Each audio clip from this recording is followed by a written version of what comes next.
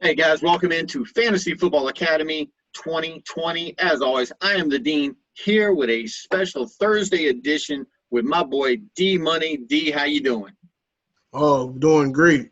Good, good, good. Hey, listen, before we get into today's topic, which is your favorite division in football, a la the jersey that you're repping. See, we're repping the Kamara there. So we're going to get into, that's right, the NFC South breakdown. A little piece of news here specifically for the Academy. The Academy is officially on the Twitterverse. That's right. We now have a Twitter account for the Academy. You can find me at Fantasy Dean 20 on Twitter, or just search Fantasy Football Academy 2020. Hit me up, follow, like, share, all that kind of good stuff. We'll be sending out, our episodes that we do. We'll put them out and put a link on our Twitter account for the YouTube channel. We'll be doing throughout the season. We'll be hitting you guys up on Twitter for pickups, free agent pickups, the waiver wire looks, kind of the real quick hits to help you better go after that fantasy championship. Okay, so D Money, what are we staying away from this year? What are we not going after this year? I'm not going after quarterbacks first. And we also not going after Golden Plunger. Golden Plunger Award. Yes. Hey, all right. So, and D Money will be having this next week sometime. I've been in quarantine because of COVID, so thank you everybody for your thoughts and prayers for the family. I appreciate it. But let's get into the news. So, breaking news, probably the largest fantasy relevant news coming out just here recently in the past about 48 hours. Damon Williams opting out of the 2020 season, running back for the Chiefs, the dark horse, the person that a lot of people thought maybe could have been the MVP for the Super Bowl because of his performance, but he is opting out. Now, like Clyde Edwards-Helaire needed any more boost in his ADP, this news coming out right now, I've said it before when Professor Chet and I did the breakdown of some other breakdowns, and we talked about Clyde Edwards-Helaire. D-Money, I don't know if you and I have talked about it on previous episodes, but I'm telling you right now, you've seen it on some mock drafts, and I've told you, I'm hands off of Edwards-Helaire because I don't know what they're going to do. Well, guys, guess what? It just got cleared up with this message from Damon Williams about him opting out. Clyde Edwards-Helaire is the man in Kansas City. This was a guy who Patrick Mahomes requested that the Chiefs go up and get at the back end of the first round. They jumped back up to get this guy. D-Money, you saw this guy at LSU. What do you think? Oh man, I like this performance. He was short, power, speed, combined a little bit of both speed and power. And he was a great. He could catch out the backfield. It was a great addition. Like Mahomes could dump it off to him. Yeah, whenever he's in trouble, it makes something happen. A good pickup. Yeah, now a lot of people are looking at what Kareem Hunt did when Spencer Ware wasn't around when he was with the Chiefs, and Kareem Hunt was a rookie with the Chiefs, and he just had that breakout year that he just kind of announced himself to the NFL. I'm telling you right now, Edwards-Helaire is going from my list wherever I had him before. He is definitely going up to someone who I'm trusting more now because the situation, and we talk here on the Academy, we don't talk stats. There's no stats for Edwards-Helaire. He's never played. He's a rookie. He's never played in the NFL. So we don't know what we're getting. We don't know. It's all projections and expectations, and we hope and pray that stuff works out. But I'm telling you right now, just the situation in the environment that has come around him with this news with Damon Williams. I talked about how Cam Akers with the Rams was the only rookie running back that I was looking at and his draft capital wasn't that high, so I was big on him. And that was a guy that you could go after and you could kind of draft with confidence, knowing that he's going to slide into that Todd Gurley role with the Rams. Well, now, guys, guess what? Clyde Edwards-Helaire is the only option in the backfield for the Chiefs, simply because of this COVID thing and the opting out option that these players had. So put them on your radar, look at them. If you're in the back half of the first round, that's the only place you're going to get this guy, okay?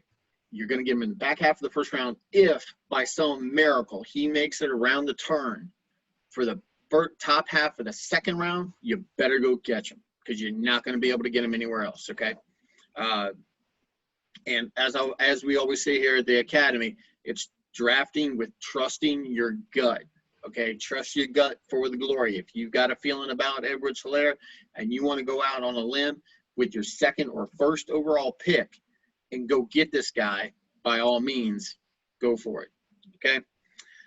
So, D-Money, I'm hearing that Lamar Jackson wants AB in Baltimore. What's your take on this one, man? Man, if Antonio Brown's a great player, but if I was Lamar, I'd stay away from him for a little bit, because, man, this dude can bring problems in the locker room. Yeah, and you know what? I'm on the same wavelength with you. My only thing about this is the fact that some people may know, they may not know, but one of your boys who you actually picked during one of our mock drafts, Hollywood Brown, AB is his cousin. Oh, yeah. They worked out about that. with Lamar Jackson in the off season. They worked out together. So AB and Lamar got this connection through Marquise Hollywood Brown with the wide receiver for the Ravens. Okay, so if anybody's going to go out on a limb for this guy, and you're talking about this is the defending MVP of the league, I mean, come on, there's not a bigger vote of confidence that you can get. Now, I do question Lamar in this, that, you know, he wants AB on his team. I don't question the fact that he wants the talent and he wants the ability to throw to this guy, but I don't know if he's, I guess, cognizant enough or aware enough of the detriment that he could cause to this team. If he's gotten his stuff together, fine. But even if Baltimore signs him, he's still possibly looking at a suspension. Now, what does this mean for fantasy? Because all this news that we're kicking out to you guys here on the Academy, we want it to try to be as fantasy relevant as possible. All this means for you as fantasy owners is that in round 14 or 15 at the back end of your draft, if you've got an empty bench spot, guess what? You could go out and get the number one wide receiver on the Ravens for week, let's say 5 or 6. Can you imagine what a stash this could end up being for your fantasy team? So it's something to keep in mind. If you draft strong, you draft smart, you build a rock solid team from the top down, and you get down to the last draft pick and you really don't know who to draft, because let's be honest, at the end of the draft, there's not much left. You're looking at leftovers, you're looking at 3rd, 4th string guys who might not even make the team. So, I mean, why not take a shot? I agree. Okay, so next up, we got Galladay and Hawkinson wind up on the COVID reserve list. And you and I were talking a little bit about this, D-Money, before the show, that the COVID reserve list is not the fact that they tested positive for COVID. It could also mean that they were in contact with someone who did test positive. So all this is, when you're seeing all this news coming out on ESPN or NFL, or, you know, if you're following a specific team and they put out this news that, hey, so-and-so is on this list, or so-and-so is on the list, or, you know, they're doing whatever. If they wind up on the COVID reserve list, it doesn't mean that they got COVID. It simply means that they could have been exposed to it, and they're just taking precautions so that we can have football. Okay, because let's be honest, life is bigger than football. This is a nice distraction, and it's nice to have this as you know, some kind of normalcy to our world that we're living in right now. But you know, everybody making these options to opt out, these choices to opt out, they're making it from hopefully a place of, you know, concern about the well-being of either themselves or their family members. So, you know, don't be mad at them, but it is something that we're going to have to watch as fantasy owners. Um, Now, part of the news that's also coming out of New York with opting out, an opting out player is Nate Solder, offensive tackle for the Giants. Now, normally an offensive lineman opting out is not a big deal. But when it's a guy on the level of Nate Solder, who has been a Super Bowl winner with the Pats, now with the Giants, and when you're talking about protecting either the top two, top three running back and making a good line for this guy, Saquon, to run in, and one of these guys goes out, that's something to pay attention to. So when you're looking at the news and you see somebody who's not a fantasy relevant player, somebody who's not a wide receiver or a tight end or a quarterback or a running back, look at who they are, where they're at, and what level they're on. Because some of these guys who are opting out, they're opting out just for the simple fact that they probably weren't going to make the team anyway, but by opting out, they keep themselves on the roster and they get a little chunk of change to do so. So something to think about. Now, something that is fantasy relevant, we've got two wide receivers in Devin Funchess and Marquise Goodwin from Philly. Funchess from Green Bay, Goodwin from Philly. They are both opting out. So Devin Funchess opting out in Green Bay. What do you think, D? Well, I really don't know what to think about it because, like we talked about in the previous episodes, Green Bay was probably more of a run offense now anyway. So, and then unless you got Devontae Adams, that's about all you need on Green Bay as far as receivers. And see that, and that right there, guys, I want you to listen to what D is saying, is that Devin Funchess could have stepped up. He could have taken away from Devontae Adams. You got one more guy who was a named player. You know, you've got Valdez-Scantling in Green Bay. You had Devin Funchess. These were guys who could take away and snipe some targets from Devontae Adams. Now that Funchess is gone, that's even more reason to go after Devontae Adams and makes him even more valuable in your draft. So that's something to look at. And also, Marquise Goodwin leaving Philly. Philly already had enough problems when it came to wide receiver. That's why they went out and got Jalen Reagor. So if you're not comfortable, and we know that Alshon Jeffrey is not going to be available for the first part of the season because of injury, if you're not comfortable with Deshaun Jackson, if you want to go out and get a Philly receiver, I'm telling you right now, take a flyer on Jalen Reagor. Keep an eye on Zach Ertz. If he falls far enough, that's the guy who steps up when the wide receivers go down. But that's only, and we talked about this before on the previous episode with Professor Chet, the only time that Zach Ertz has been any kind of fantasy relevant is through injury. Okay, he's way too hyped to be the fourth receiver off the board. He is not my fourth receiver, or my fourth tight end, off the board. Okay, there's much more depth after you get past the big three in Kittle and Kelsey and Andrews at the tight end position to go after somebody besides Ertz. Okay, now, big news for guys coming out on opting out. The New England Patriots defense has absolutely been decimated by guys opting out. You've got two huge names in Patrick Chung, safety, and Deontay Hightower, the linebacker, opting out. What does this mean for fantasy? All this means for fantasy is that Josh Allen is going to run rampant over the Patriots for 2 games. It means that Fitzpatrick, he already beat him last year with the defense that they had last year. Can you imagine what this guy's going to do now that he's healthy? He's in Miami. He's going to get the Patriots 2 times a year, maybe once because they open up against Miami. But, and I'm saying that because I'm expecting Tua at some point in time to take over in Miami. Okay, that's something to watch out for. But I'm telling you right now, Fitzpatrick has been absolutely awesome. He's been phenomenal for fantasy play. Okay, so if you're looking for a streaming option, now, D-Money, what is streaming? Do you know what streaming is? No, I'm not too sure.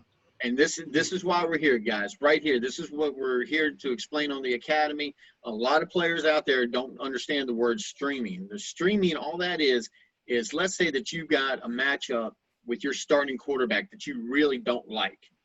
But you see somebody like Fitzpatrick or somebody like Jimmy G, and we talked about this with Professor Chet. Jimmy G, week 1, gets Arizona. Last year against Arizona, he threw 8 touchdowns in 2 games against Arizona, had over 300 yards. He was absolutely bananas when it comes to fantasy football points. If you've got your starting quarterback and he's going up against a really hard defense, a really tough matchup, and you need somebody that you can start with confidence that you know that this guy is going to get it done, and you're kind of got questions about your starter, doesn't mean you need to get a new starter. All that means is that you need to stream a new quarterback in that position just for that 1 week. And who knows? You might get somebody knocking on your door going, hey, what you want for Jimmy G? Hey, what you want for Fitzpatrick after they see him throw for 400 yards and 4 touchdowns? Okay? Think about it, something that, to consider later on. Now, also fantasy relevant, and we're talking first round fantasy relevant here, is Dalvin Cook reports to Minnesota Vikings camp. He ended the holdout. Now, D-Money, did you really have any doubt that he was going to hold out? Did you really think that he was going to hold out for the season? No, I don't think he was going to hold out because there's a good chance Alexander Madison could have took his job. Exactly. And it would have been finished with him anyway. Now, guys, because he's injury prone. Yeah, and see, here's the thing, guys, is that we saw this play out last year with the Chargers. This was the exact same scenario that got played out with LA with the Chargers last year. Melvin Gordon wanted to hold out. He was like, you guys need me. You guys can't win without me. And what happened? Awesome Eckler steps in, goes absolutely bonkers, steps up, says, hey, this is my backfield. Oh, man, you can get up out of here. And what happened? The next year, where's Melvin Gordon playing now? In Denver. In a committee backfield, and nobody should touch this guy, okay? Nobody should touch Melvin Gordon because he's in there with Philip Lindsay. He's in there with Freeman. There's no way I'm laying hands on anybody in the backfield of the Denver Broncos, okay?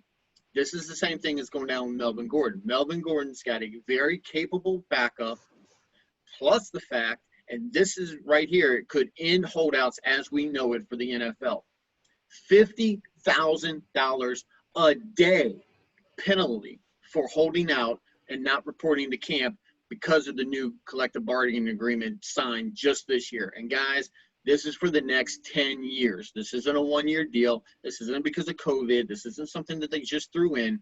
This is what's happening. So if a guy's threatening to hold out, if he's asking for a trade, wait until it actually happens before you believe it, before you buy in, and before you draft him, okay? So, D-Money, you got any more news for me? Because you are my news feed for a lot of this stuff that I'm seeing. For those of you who don't know, D-Money does shoot me on a regular basis.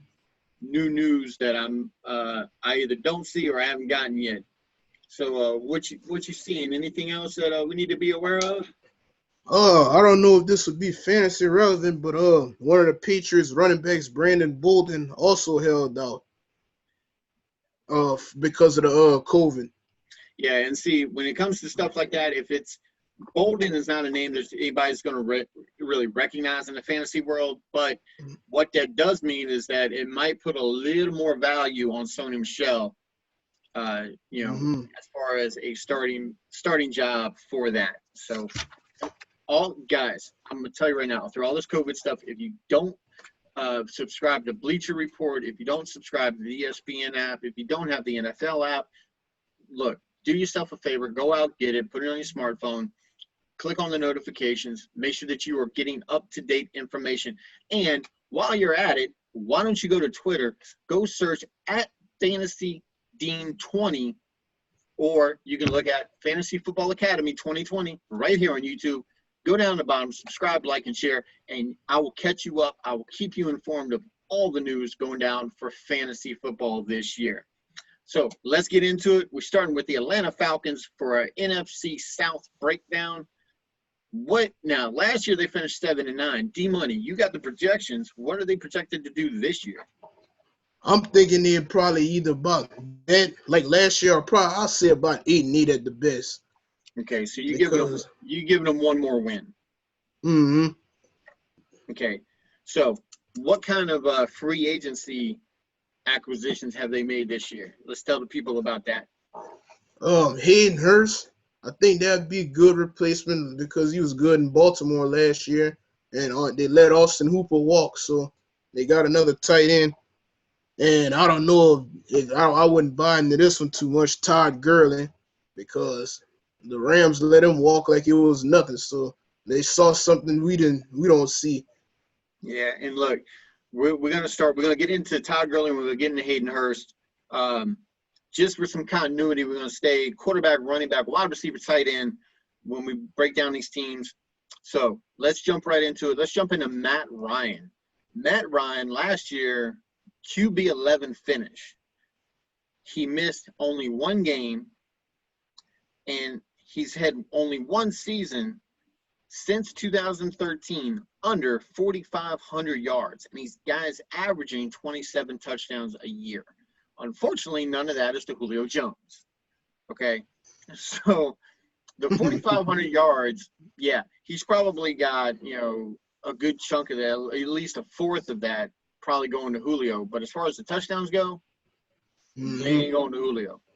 And that's when we get farther down here and we start talking about our wide receiver options for Atlanta, you're going to see that Julio's not big on touchdowns. He's huge on volume. Yards. Mm-hmm. But look, it's no joke and it's no secret that Matt Ryan will chuck the ball and has to chuck the ball because of a sorry defense all over the place. So if you're up against it, I'm gonna give you a who would you rather.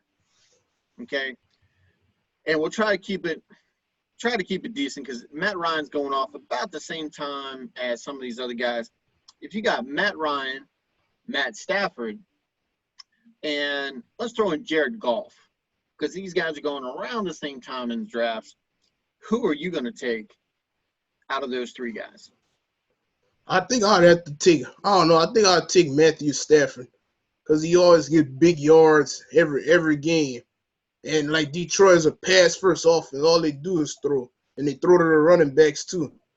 So I think I'd have to take Matthew Stafford. Yeah, look, guys, you're gonna get caught up with the big name of.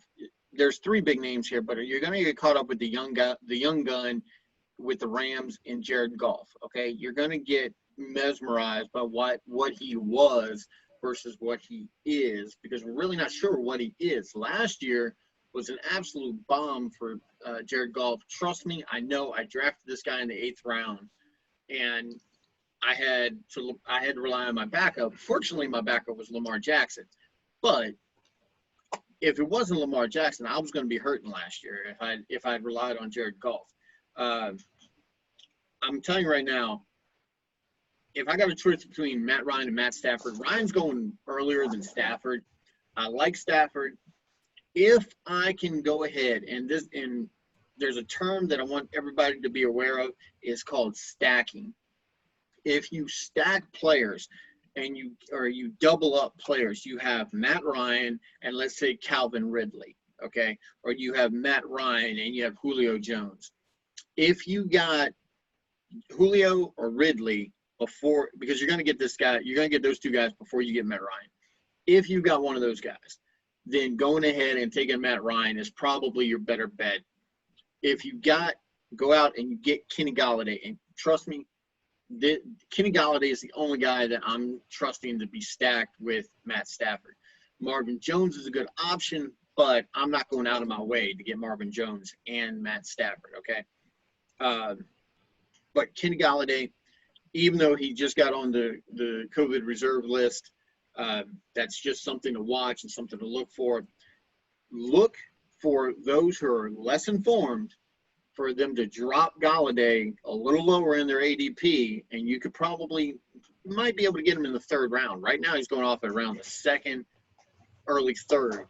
If you're third or fourth round and Golladay is still there, go out with confidence and grab him as a top flight receiver. Okay, guys? Now, moving on to Todd Gurley. Look, D-Money said it.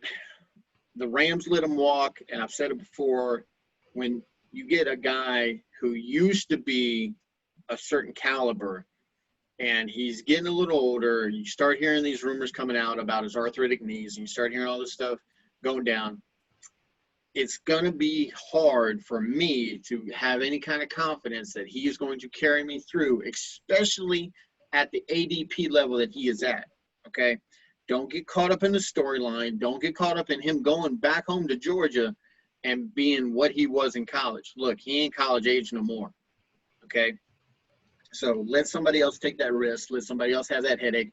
You go out and get David Johnson. If you're going to go out with anybody, any of the elder statesmen, there's 3 elder statesmen that are going kind of high. Melvin Gordon, we already know my feelings about him, hands off. Todd Gurley, I'm not really trusting him. Or David Johnson. If you got a choice between those 3, I'm telling you right now, go out and get David Johnson. He's got the most vacated touches in the league, 250 after Carlos Hyde went to Seattle. He's your guy to go out and get, and he's not going that high. He's going like 4th, 5th round for a number 1 running back. This is a workhorse running back. You can get late, guys. Mm-hmm. All right, so Julio Jones, my man. Tell me something about Julio. You a Saints fan. You've been dealing with this dude ever since he got into the league. Okay? 8 years. Hey, it's crazy. I mean, you really want to see Julio on the other side? No, man, that dude torch my Saints every time we play him, twice a year. He catch for at least 100. We get torched by him. Yeah. But except one time last year, Marshawn Lattimore did a great job on him. But I think Julio, like he was like hurt, like dealing with some type of nagging injury. Yeah. So he wasn't himself, but still a great receiver. If I can get him, I'd get him. I'd take him in a fantasy draft. Yeah, look, last year, now since 2013, last year was his lowest yardage total that he's put up, okay? So he's very dependent on volume, okay? My question for Julio is, this year, is this the year that he starts to fall off? Is this the year? Calvin Ridley, who we're about to talk about, this is Calvin Ridley's 3rd year with Atlanta. So 3rd-year receiver, same quarterback, same system. You know what you got. Is this the guy that's going to step in and step up for Atlanta and overtake that number 1 spot from Julio? Is this the year? Wait and see. So Calvin Ridley. Now look, guys, Calvin Ridley is being drafted as a wide receiver 23. Or I'm sorry, he finished as a wide receiver 23 last year. He missed 3 games, okay? He had 77 receptions. He had over 1,000 yards and 9 touchdowns. It puts him, if he doesn't miss those 3 games, those would have been his totals. That puts him in the top 12 wide receiver, okay? And like I said, does he make that jump this year? His 3rd year in, does he make that jump? Now, I want you guys to go back, and I want you guys to look at this. You guys know I'm not big on stats. So if you hear any stats coming out of me and on the academy, you know that there's something that you need to pay attention to. So I'm going to put this out there. DeAndre Hopkins, his 3rd year, he went from 76 receptions to 111. He went from 6 touchdowns to 11 touchdowns. Michael Thomas, he went from 104 receptions to 125. He jumped from 5 touchdowns up to 9 touchdowns. And D-Hop was doing it with such bad quarterback play, it wasn't even funny. This guy had like 10 different quarterbacks thrown to him in like 7 years. It's ridiculous that this guy put up the kind of volume that he did. Calvin Ridley and Michael Thomas are pretty much the same guy. When you look at their physicality, when you look at their build, you look at their makeup, these guys are basically the same guys. Okay? They're being thrown to by the same quarterback. Okay? Quarterbacks that love to throw the ball, high octane offense, pass happy team. So I'm telling you right now, it's okay to pass up on Julio. A lot of guys are wanting to get Julio in the back end of the first, the top end of the second, because they think that, hey, the volume's going to be there. He's going to be there with the volume. He might be there with the volume, but he's not going to be there with the touchdowns. Your best bet is to go out. If you're going to go wide receiver late in the first round, go out with DeAndre Hop, you might be able to go out with D-Hop, but I'm going to tell you right now, go out with Devontae Adams. If you want to go receiver, go with running back at the back end of the first. You can come back around and catch Kenny Golladay, who's going to get you the touchdowns and the yardage that you're looking for. And you can go out and pick up Calvin Ridley in the fourth after you get another running back in the third, okay? So some strategy to use right there. And we're going to jump down to Hayden Hurst real quick. Now, D-Money, you were talking about Hayden Hurst coming from Baltimore, stepping into the role for Austin Hooper. Do you see him just taking over that spot? No, I'd have to see it to believe it. Because think about, like, you had Lamar Jackson and Matt Ryan. That's a big difference. Yeah, even though it might be a big difference, I'm gonna tell you right now from a fantasy standpoint, Hayden Hurst is somebody to watch because you've got 75 receptions, and he had 75 receptions and 97 targets have been vacated by Austin Hooper. So even though that chemistry probably won't be there, it's going to take a couple of weeks for him to get that click with Matt Ryan going on. So you could see an uptick with receptions going to Todd Gurley. You could see an uptick in receptions going to Julio, going to Calvin Ridley, guys that Matt Ryan can trust a little better. It's going to be a little easier with Gurley to come in and get the receptions, get a couple of receptions his way because he's a running back. It's going to be a high volume or a safe pass to go to Gurley as opposed to going to Hurst, who might be 10, 15 yards down the field. You little dump off to Gurley, boom, there's your uptick in receptions. But I'm telling you, Hayden Hurst is going to be somebody to look for. He's a third-year tight end. The only reason that he is not in Baltimore and Andrews is because Andrews and Jackson got a little chemistry going on, and that's what happens. You've seen it with Tom Brady, with Wes Welker, with Julian Edelman, with Randy Moss. Throughout his career, he hones in on one guy, and that's his guy. So Jackson honed in on Andrews. They were able to let Hurst walk and go down to a very good Atlanta team with a high volume passing quarterback. Okay, so Carolina Panthers. If you want to talk about anybody who's had enormous turnover this year, this is the Carolina Panthers. So who are we looking at? Number one, they were 5-11 last year. What are they going this year? I think I got them improving to about, I'll say 9-7, because they got a quarter 9-7 and maybe 8-8, but I think they'll be a little bit better. So basically, they're going to beat up on Atlanta and fall to the Saints and split with the Bucks. I think so. Is pretty much that. I don't see that being too far of a stretch. Their main guy that they got this year is the first guy that we're going to be talking about, and that's a guy from your team, my man. Tell us about Teddy B. Tell us about Teddy Bridgewater, man. Oh, man, I love Teddy, man. He did great when Drew Brees went down, won all the games. I think that was a good – and, like, you know what it felt like to be a starter again. since he got hurt in Minnesota. And whenever he got to the Saints, he finally got his groove back. I think he'll be all right for the Panthers. And he got Christian McCaffrey, so that's a big help. Yeah, it's big to have a solid run game. And then they went out and they also signed their other free agent acquisition was Robbie Anderson. So they got Robbie Anderson, big wide receiver target from the Jets. So he's coming out, and we're going to talk about him a little bit in a little bit. But look, Teddy B, a lot of people forget he was a first-round pick from Minnesota, okay? He's got first-round talent. Minnesota saw something in him that they liked. And he's 3 years removed from his injury. Last year, he threw 3,200 yards. His last year with Minnesota, he was 3,200 yards, 14 touchdowns, 7 interceptions.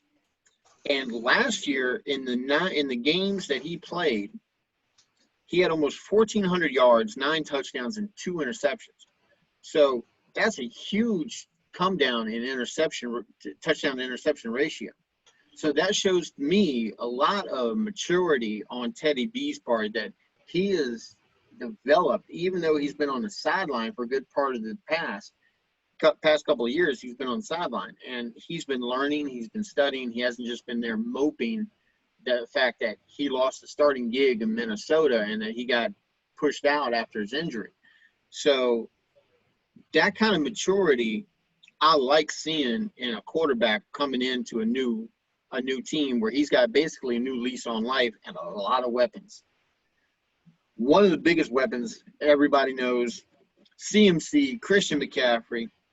I'm telling you right now, the decline is on the way. Don't be surprised when it comes. Don't say that you haven't seen it. He's got a new head coach, a new offensive coordinator, a new quarterback, and this is going to affect his production, okay? Now, whether it's going to affect it positively or negatively is yet to be seen.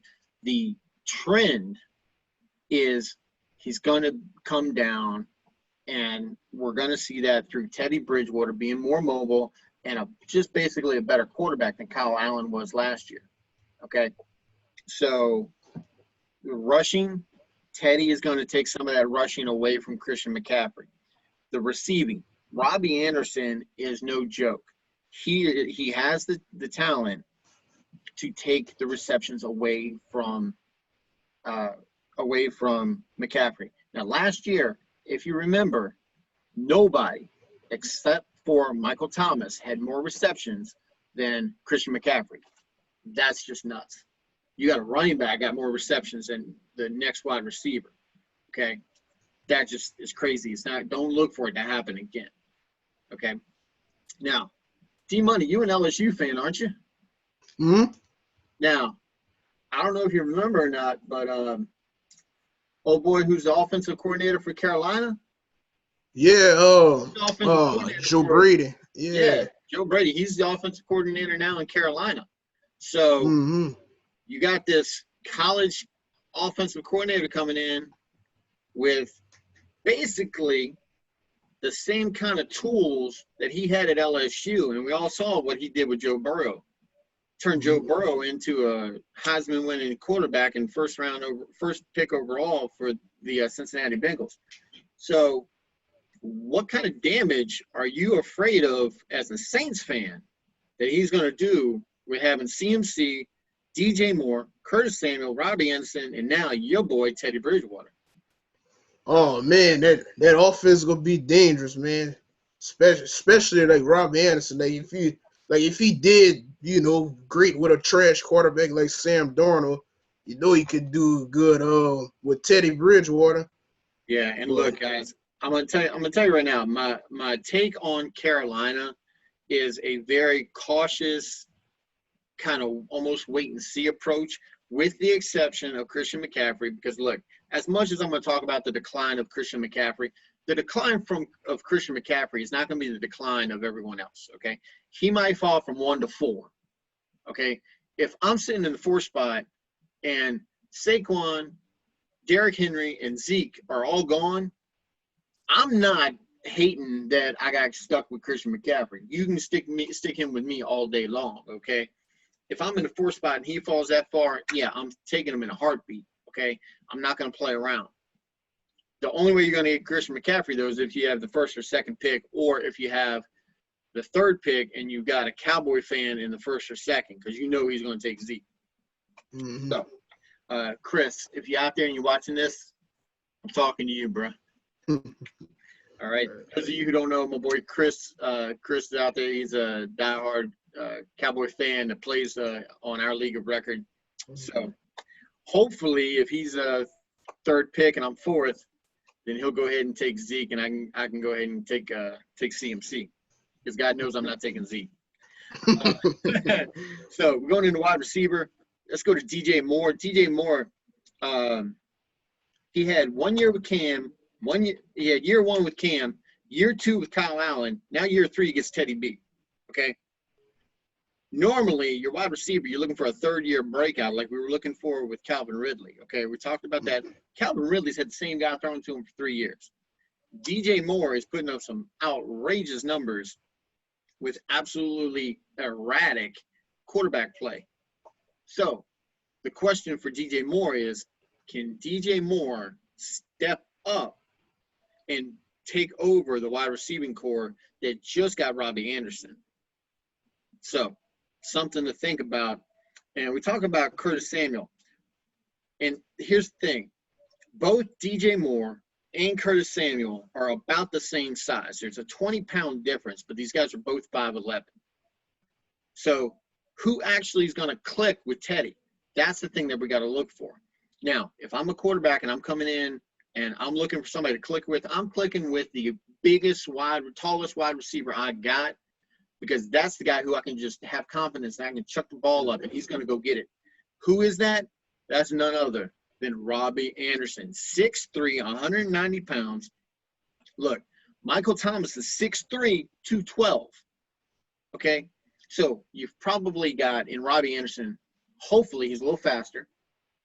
He's going to take some time to click, but he's the same size as Michael Thomas. And we see what kind of damage Thomas is doing to secondaries. He's in that mold. He's never been a 1,000-yard receiver, but he's really never had a decent quarterback thrown to him either. So I think that Teddy Bridgewater is definitely an upgrade over Sam Darnold. I think the size and experience is going to be a factor when it comes down to who clicks with him. Okay, who clicks with Teddy B? I think it could be Robbie Anderson. Robbie Anderson is going later than DJ Moore is. So keep an eye on him. Tight end, we're going to touch on just real quick. I'm just going to throw a name out there. Ian Thomas. He's worth watching, but he's not worth drafting, okay?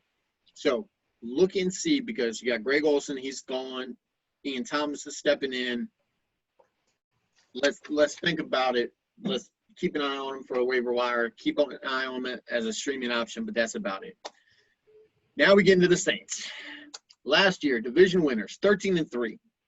They still got Drew Brees. They still got Alvin Kamara. They're bringing back Michael Thomas. They're bringing back Jared Cook. They just added Emmanuel Sanders.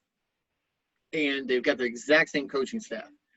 In this COVID season, where everybody else is having all this changeover, we talked about Todd Gurley coming in for Atlanta. We talked about Hayden Hurst coming in for Atlanta. We just talked about Robbie Anderson and Teddy B, then the head coach and the offensive coordinator for Carolina. We're fixing to talk right after this about Tampa Bay, and everybody knows the hype train that is Tom Brady and Gronk coming into Tampa Bay and all the turnover that we got going on there. This is the only team that's solid. This is the only team that's got all the pieces together that don't need an off season to click. They've already clicked. So what's your projection? They were 13-3 last year. Did they fall back a little bit? Or do you see them taking another step and going maybe 14-2, 15-1? I don't see no 14-2 or 15-1. I think they'll be about 13-3 because I know they're gonna lose. They're gonna lose one of the division games. That's every year. But I'll say maybe like 12-4, 13-3, because they always lose to a team that's not good. So if you're gonna drop, let's say that you pick one game, one team that they're going to drop to. I'll say it'll be Tampa Bay. See, just based on what you just said about the team that they shouldn't lose to, I'm going to throw Carolina. Yeah, them too. I'll call it right now. I think that Carolina could take them one time. It's going to have to be early. It's going to have to be the first game. But I'm telling you right now, Teddy B used to play with these guys. He knows the tendencies of the defense. He threw against them in practice. So even though Carolina's got an absolutely horrible defense, I think that their offense could be high-flying enough to squeak out one win against the Saints. So I think so too. Saint Nation, don't hate me for that. Your boy D Money's throwing it out there that they lose to somebody they shouldn't. And if you look in your heart of hearts, you know it's true. Okay. Oh yeah, always lose to a division team. Now look, I threw this out there last night when D Money and I were talking about this episode, and I told him he wasn't gonna like my take on the Saints. So here we go. Let's get this over and done with. Drew Brees has amazing weapons. He's fully capable of going out there and just lighting the scoreboard up. You know that he wants some records. You know that Sean Payton is going to get them for him. You know that Michael Thomas is going to be there for him. The addition of Emmanuel Sanders is nothing but positive for Drew Brees.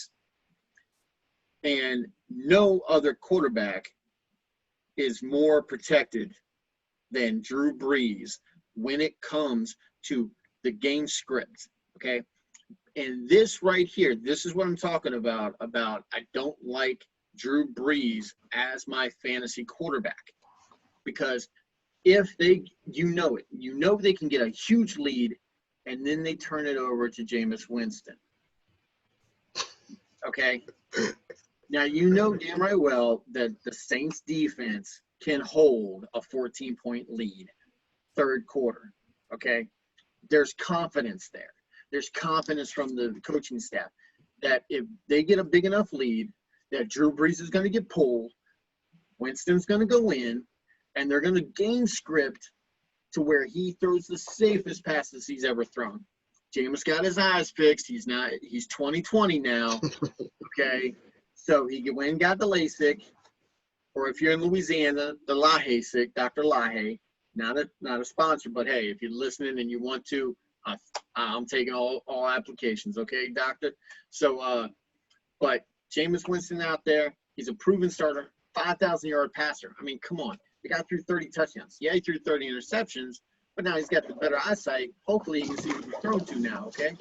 So I think that with having Jameis Winston back there, that gives that security blanket for the coaching staff, that if they want to pull him, or if he's got a little nagging injury, that Drew Brees is going to be on the bench more times than you want him to be, okay? So that's not somebody that I'm putting my faith in for my fantasy team. If he's on my team and I'm rooting for the Saints, awesome. I love having Drew Brees. But if he's on my fantasy team, learn that lesson. Oh, hey, if he's on my fantasy team, I'm a little concerned, okay? Ask D Money. D Money last year. I learned that lesson. Week 3, 4, 5, 6, and 7, he was out. Then you had the bye week. So you're talking about 6 games that you didn't have Drew Brees. Okay, that hurts. And I'm not taking that chance again. It hurt D Money bad, y'all. Okay. So that's something to think about. Okay, if you'll notice, when I gave you the option of quarterback to pick, I gave you Matt Ryan, Matt Stafford, and Jared Goff. I didn't throw Drew Brees in there just for this specific reason.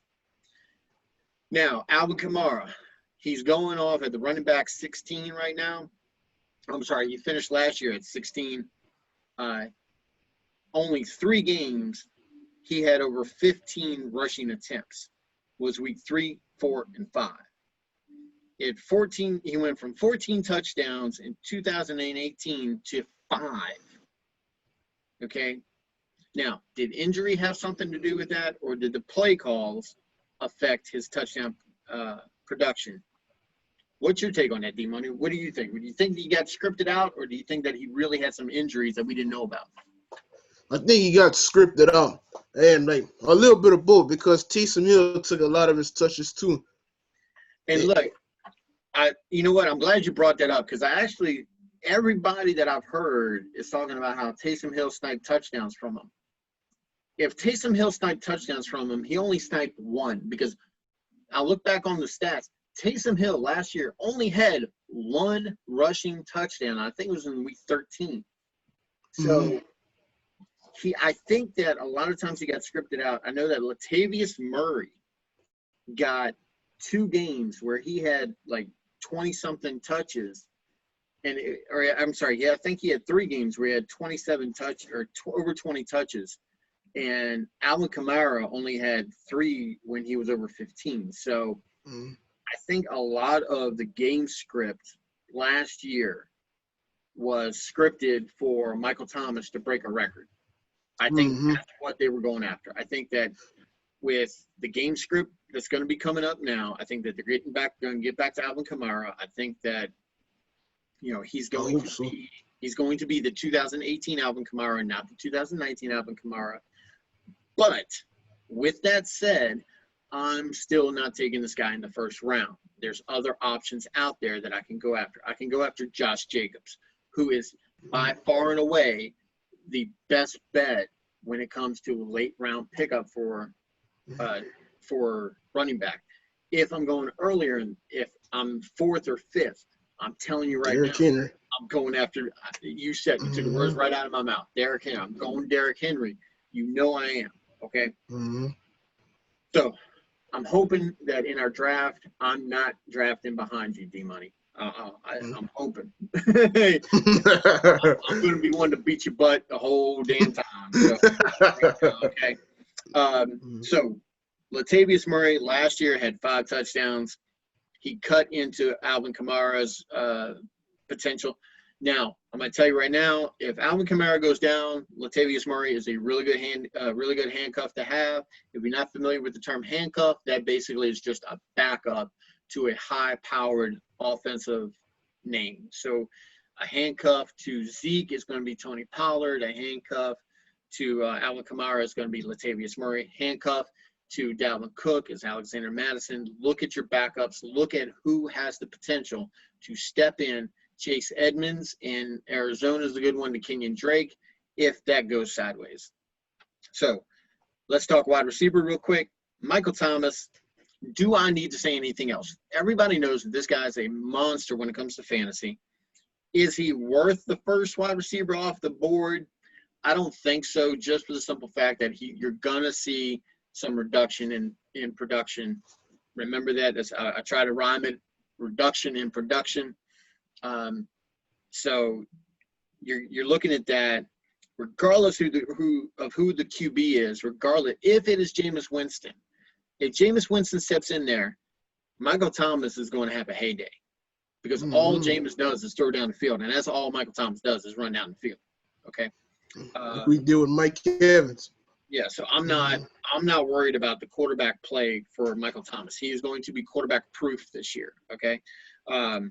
My only concern with him is that he is not worth the first round pick, the 4th or the 5th pick overall, unless you're going in a PPR league. If you're going in a PPR league, he's definitely somebody that you're going to look at. But I'm telling you right now, I don't see the same production as last year. It's going to be impossible to replicate that, especially with the addition of Emmanuel Sanders. He increases now. Emmanuel Sanders. Let's jump to Emmanuel Sanders right now because I don't think there's anything else that we can really say about Michael Thomas. Is there anything I'm missing on this? Nah, you said everything. Now, Emmanuel Sanders, I'm telling you right now, he's going to increase the value of Drew Brees, but he's going to decrease the value of Michael Thomas. He's a big name, but he has no draft value, okay? He's never really been the guy, with the exception of 1 year in Denver. With Demaryius Thomas. Yeah, he's never really been stepped up and been the guy, okay? Jared Cook. Jared Cook is the tight end 6 in 2019, okay? He played 14 games. He had 9 touchdowns, and he had 43 receptions, okay? 65 targets, 705 yards, okay? So he averaged 16.4 yards per reception, okay? That is just out of this world for a tight end, okay? Mark Andrews, who everybody was, just head over heels about, he had 13.3 reception yards per reception. He had 64 receptions and 98 targets, 852 yards in 15 games. So he had an extra game, and he still didn't have as many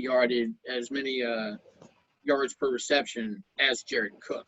What does this tell you? This tells you that Jared Cook's receptions are down the field, okay? When you add a player on the caliber of Emmanuel Sanders, who can be that second wide receiver, because the Saints did not have a number 2 last year. Their number 2 wide receiver was Jared Cook. Now you bring in Emmanuel Sanders to take over that position, you're going to see Jared Cook fall in production. Mark my words. All right, so everybody, if you don't hear what time it is, I hear the choo-choo of the train. That is the hype train of the Tampa Bay Buccaneers. Look, it's pulling into the station. If you're all aboard, fine. If you're not, look, I'm saying pass it up. Wait for the next train to come, okay? Tom Brady, the number 1 acquisition this year for anybody in the NFL. This is the one that just set the NFL world on its head. They finished 7-9 last year, same as Atlanta. You got the addition of Brady and Gronk. What do you think, D-Money, is going to be the finished end product of the Tampa Bay season? I'll go about 9-7 or 10-6. Okay, so they're going to compete for the division. A wild card. But they're probably not going to. I'm telling you guys, I'm going to tell you right now, don't get caught up in the hype train. Tom Brady, he's going to zero in on one wide receiver.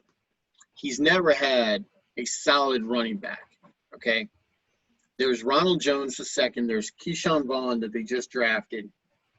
It's going to be a committee backfield until one of these guys steps up and just takes it over. Look, Bruce Arians is the head coach in Tampa. He's been wanting to work with Tom Brady forever, okay? You saw what he did with Jameis Winston. Here's the only thing. Brady ain't Winston. Winston ain't Brady, okay? That can go both ways, okay? Winston isn't as smart as Brady as far as a QB goes, but Brady isn't as young as Winston, and he's not going to physically be able to perform the way that Winston did last year, okay? Winston was a lot more mobile. Even though he's not a mobile quarterback, he was a lot more mobile than Brady has ever been. Hell, I'm more mobile than Tom Brady has ever been, okay? Him and I are about the same age, okay? I got like 3 years on, okay? I'm fixing to turn 46 Saturday, and he's turning 43 or 44 this year, okay? So I'm telling you right now, he might as well have cement in his shoes when it comes to mobility. He's the second worst quarterback under pressure, next to Josh Rosen, who doesn't even have a starting gig anymore, okay? All you got to do is pressure Brady, and there's going to be a lot of that. That's why I'm hands off of Brady. Don't get caught up in the name. This is not the AFC East. This is the NFC South, and the defenses down here are just different, okay? Yes, Carolina doesn't have a good defense. Yes, Arizona doesn't have a good defense. But those 2 games that he's going to be up against the Saints, look out. You might as well have the ambulance standing by, because this man is going to the old folks home real quick, okay? Don't get dazzled by the big name. Don't get dazzled by the hype, okay? Because if I'm telling you right now, if you hop on this hype train, the hype train is going to run you over with Brady, okay? Is the upside there? Of course. He's first ballot Hall of Famer. He didn't get here for no good reason. There's reason behind it, but as far as fantasy goes, there's a lot better options out there, guys. Ronald Jones, can he step up and be the RB1? We don't know. There's a lot of question marks there. Keyshawn Vaughn, he's a waiver wire pickup, maybe. Okay, I'm not looking at drafting this guy. He's a rookie running back who's got a vet in front of him, and we don't know what is going to be used, how he's going to be used. in this offense, okay? Mike Evans and Chris Godwin, there is one big question that you have to ask yourself when it comes down to Mike Evans and Chris Godwin on a Tom Brady-led Bucs team. Who is he going to click with? That's it. Once you answer that question, it's all over. Run with that guy. Here's the problem. We don't have a preseason. D-Money, how much does this hurt the draftability of these guys with no preseason? Oh yeah, because we don't know what we're gonna get. Like, and then like in Tampa Bay, new quarterback pretty much knew everything. So you don't know how they gonna do. They barely had time to work with each other because of the COVID. So you don't know how Brady gonna do with these guys. Yeah, I mean, we've seen the videos. We've seen Brady out there working with his guys. We've seen, them. Only one he knows is Gronk. Yeah, and here's the thing, and I'm glad you brought that up because I'm gonna end the wide receivers on this. Is that Evans is not Moss, so don't get it twisted. Plus, that happened like almost over 10 years ago. Godwin is not Julian Edelman, and Tom Brady is not James Winston. Okay. Winston, they've got a better defense now in Tampa Bay than they had last year. They've got Tom Brady, who isn't going to throw that many interceptions, who isn't going to put him in bad situations like Jameis Winston did. So the volume's not going to be there. The need, the necessity to throw the ball that much is not going to be there. The need to score that many points, unless you're playing the Saints, is not going to be there. So where's the production coming from? Guys, don't lose sight of the fact that the only reason that Evans and Godwin finished as high as they did is because the Tampa Bay Bucs were behind so many times. Jameis Winston threw the 30 interceptions, put his team in a bad situation, and every single time had to throw them out of it, okay? Now, we move on to tight ends real quick. Gronk, O.J. Howard, and Cameron Brate are your tight ends for the Tampa Bay Bucs. If you've got three, you don't have one. That holds true with quarterbacks and any other position that you have, okay? Gronk is the security blanket, but do not draft him. He is a streaming option only. He just came out of retirement. How much rust is on this guy? Don't waste your pick because he's going way too high in drafts for you to go out and pick him up. O.J. Howard and Cameron Brate. Who steps up when Gronk goes down? Everybody knows that Gronk's going to get hurt. Everybody knows that it's coming. He always does. So which one of these guys is going to step up? That's the guy you go out and get, okay? So, D-Money, that closes the book on the NFC South. So we're going to do a quick recap, okay? Quick recap on the NFC South. Atlanta Falcons. If we're taking, I want to do this real quick. Each team, we're going to take one position, okay? Quarterback, running back, wide receiver, tight end, okay? If you're taking one player off of the Saints, who are you taking? Oh, Michael Thomas. Okay, so there's your receiver.